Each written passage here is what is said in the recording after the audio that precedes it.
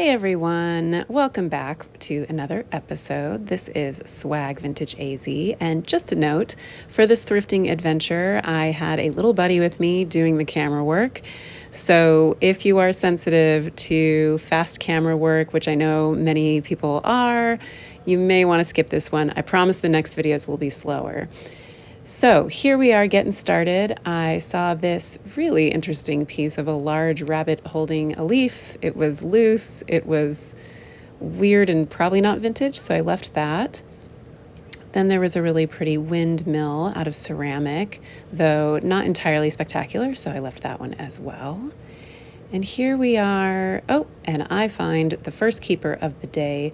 This is a dart, or I think it's Sirocco actually, plastic pretending to be gold of a little cherub. I have a friend who collects these, so it's actually my booth partner. So of course that goes in the cart and that will go directly to his personal stash. This was a beautiful paperweight with a bird etching on the back, but I ended up leaving it. I think it had a chip out of it. So here is a sand painting in a Southwest style. This was a nice piece, however, it had some damage on the corner, so I put that back on the shelf. And as I'm moving through, of course, I'll grab anything gold. This was an interesting shape, but contemporary. And then finally, I see what's right in front of me, which is a tiny speckleware heart-shaped ramekin. Speckleware sells well out of our booth, so I went ahead and picked that one up, put it in the cart. I really liked this pelican. However, it was quite filthy and it was plastic. So at $4.50 a plastic piece, I set it back on the shelf and decided not to get that one, but it was cute nonetheless.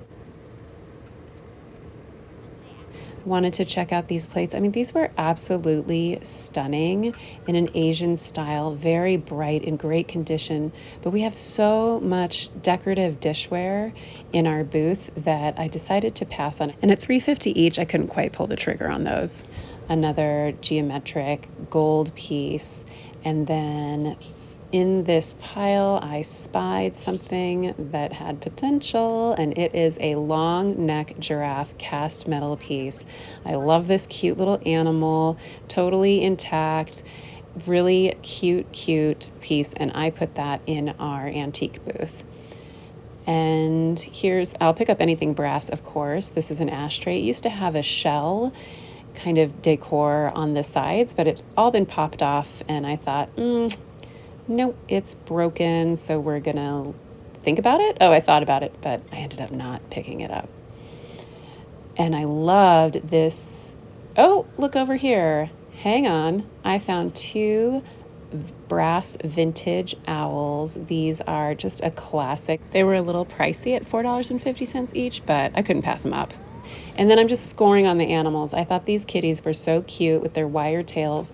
I'm thinking they're probably from the 90s, but I just loved them. They're hand-carved wood, and they have these really great gestures. And then this was the piece that I originally saw.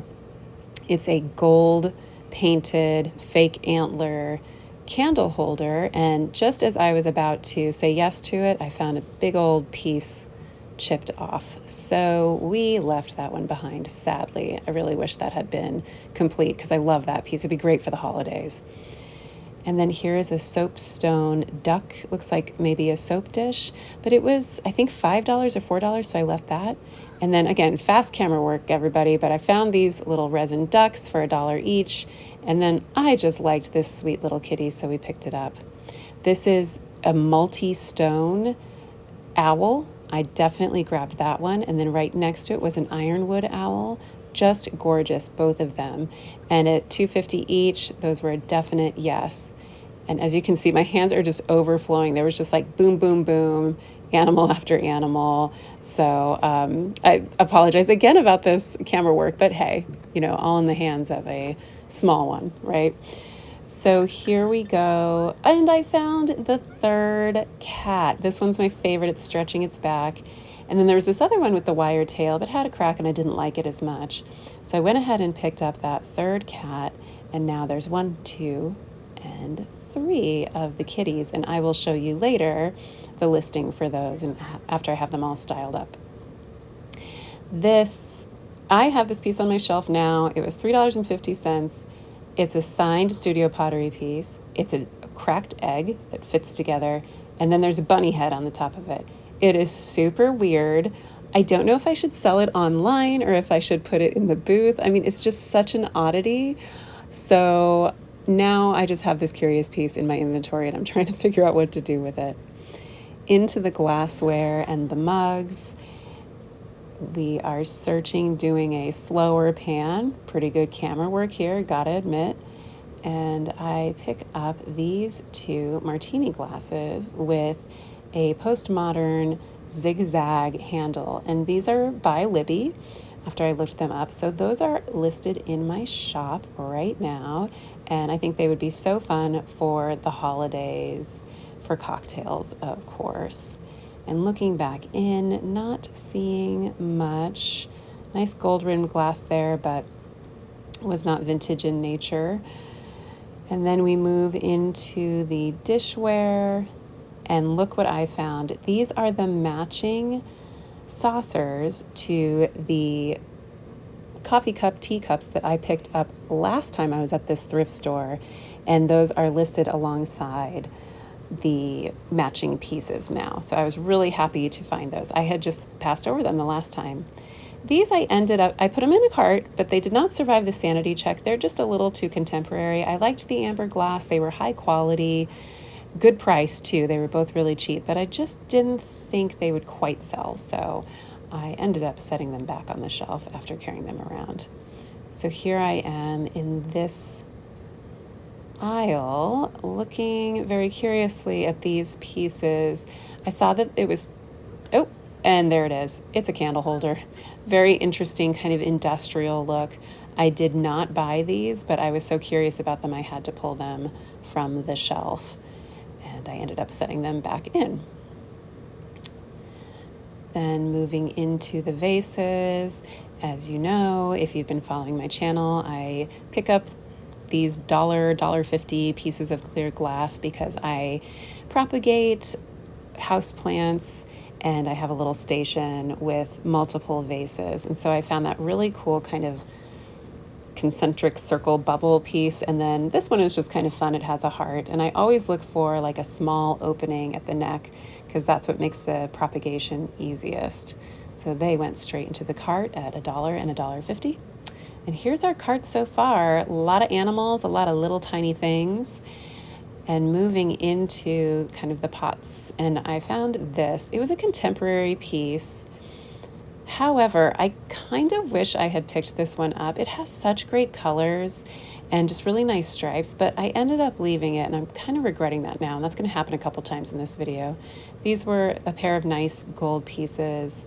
And then I was like, what's in here? And then like the flower popped off and I was like, whoops. So they were pretty, but very contemporary. So I left them. Then I really liked this piece on the left corner, which I'm going to pick up. Beautiful, dark piece, another contemporary vase. I liked the patterning on the front and I ended up passing on it, but I kind of wish I had picked that one up too because it's cool looking. I guess I just was not in the mood to get anything big because then I picked this piece up and when I flip it over, it said it was made in Portugal. And I didn't look up any comps or anything, but it seems that those are pretty desirable. Had a great shape and color, and it didn't have a price tag, and I felt lazy and thought, oh, I don't feel like dealing with this big thing. So again, kind of regret it. But that's what happens when you make videos. You have to live with your regrets. This was a very cool copper trivet, but it was very scratched up and it didn't seem like polishing would help, so I left that one.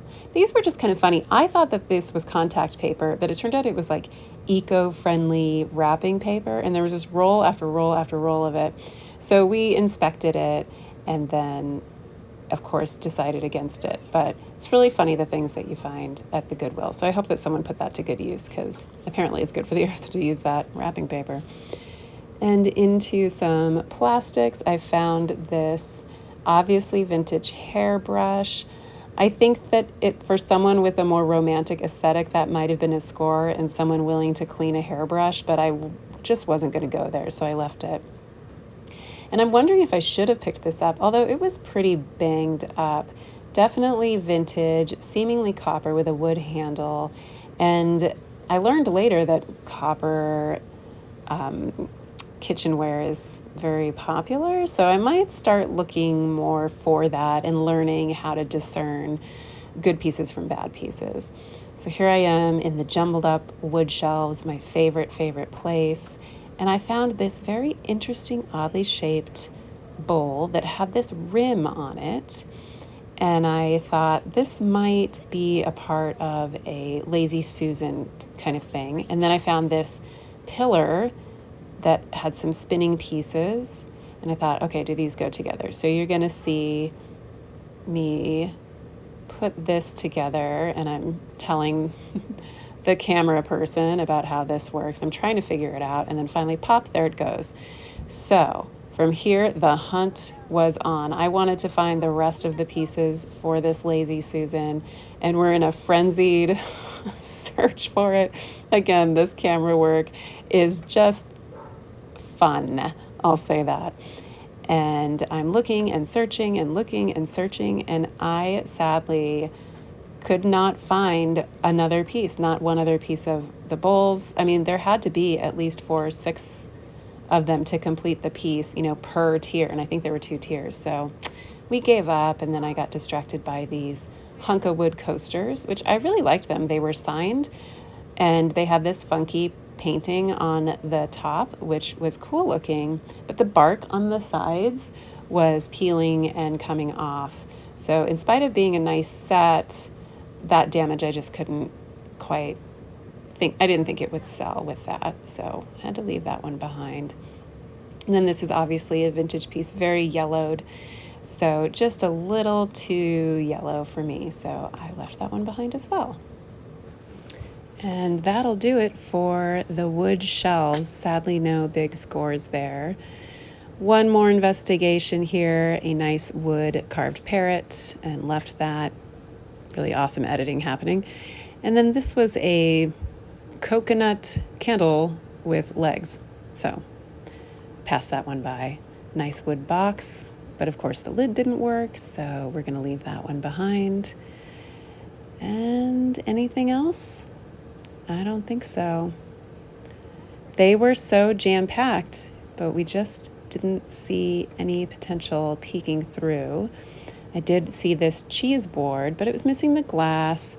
And even though it was in pretty good shape and it had its sticker, the tile in the middle just had some wheat. And I thought, that design probably isn't super desirable. So we left that one. And here I am checking out the handbags and purses. These are actually decent sellers for me. I can pick up a little handbag for about $4, and I can usually sell it for maybe $15. So they've been steady sellers for me in the booth as well. Looking at the art, as you can see if you were with me a couple episodes ago, there's that dad piece. So obviously this was not a desirable piece, and I made a good call leaving it behind because it's still there. And I'm just a weirdo who had it in my cart for a minute thinking someone would love it. And then I'm searching the bags, but we're also looking at these smaller art pieces. This was a nice vintage frame. However, I didn't feel like I had a purpose for it. And here is the card shot. A lot of animals, a lot of smalls. So listed, hooray, I did the other part of the work. Here are those 3 adorable kitty cats, and I have some close-ups of their faces. This is the only face that's kind of jacked up, but I think it's funny because the other ones have cute faces. And this little guy is looking behind him, and they are just super cute. I love them. I love their tails. They're really fun. They make a really adorable trio. So hopefully those will sell soon. They're on my Etsy. And then these 2 owls have already sold. They sold to a friend of mine who collects them, and they were just so cute. They're small in scale, as you saw from the video, classic vintage pieces, and they went pretty fast. Then these are those postmodern Libby zigzag stemmed, or sometimes they call it a Z stem, squiggle stem, wiggle stem, whatever you want to call it, martini glasses. And then the next thing I have listed is the Art Deco glasses, the cups and saucers. They have such a beautiful scalloping on the sides, and they're saucers now that I found them at that latest thrifting trip. These are by an Ohio company called Henze, and from what I could tell from research, they're from the 1930s. And then here, from a couple videos ago, I finally did the listing for that amazing colorful Afghan that I picked up.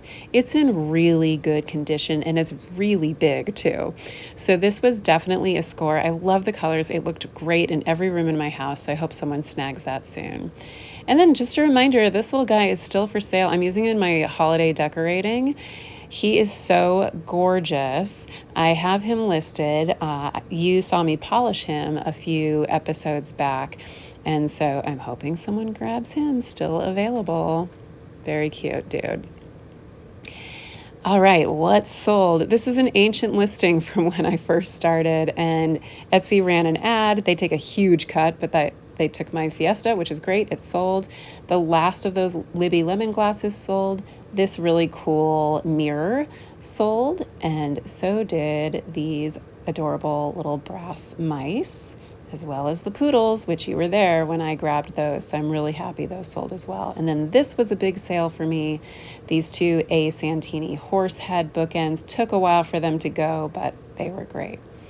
And finally, just for fun, it is the holidays, and so I wanted to show you my favorite thing to put together to make the house smell really yummy. Throw in a half an orange into some hot water, cloves, cinnamon, any other kind of spice, anise or nutmeg that reads as holiday. Sometimes I throw in a little bit of vanilla. You just pour them all in, no measuring required, just as much as you're willing to spare. And a lot of times we do a lot of cocktails with like orange rinds, and so we'll save our oranges in the fridge, and then I can just throw them into a pot the next day to make the house smell really yummy like the holidays. Cloves are probably the only like essential one, but you could probably get away with just cinnamon. And then sometimes I stick in some pine leaves, and I had picked up some greens that day, so we put the pine leaves in, kind of stir it up to mix it all in, and then bring that sucker to a boil and get that steam going, and then I just let it simmer and steam for the rest of the day, and it makes the house smell incredible. It looks like a really gross soup, but it smells great. So that's it. Thanks, guys. Happy holidays.